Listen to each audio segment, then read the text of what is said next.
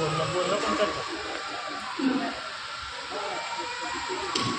सविता वहिनीवरती मामांना माझा सादर नमस्कार.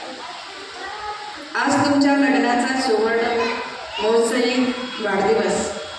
फारच थोड्या जोडपांच्या नशिबात येतो हा सुवर्णमय दिवस.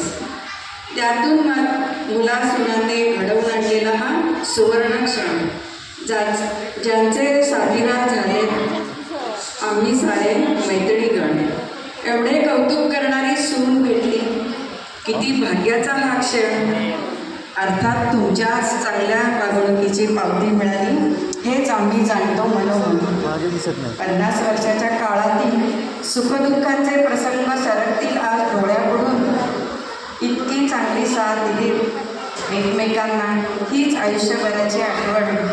लेक जावई नातवंडे सर्वजण येतात तेव्हा बनते गोकुळ घराचे.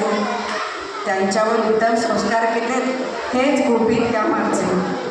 उदंड आरोग्य लाभावे तुम्हाला एकमेकांसहित.